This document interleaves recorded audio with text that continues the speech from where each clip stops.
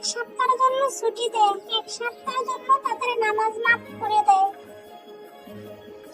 আম্মু, তুমি নামাজ পড়বা না?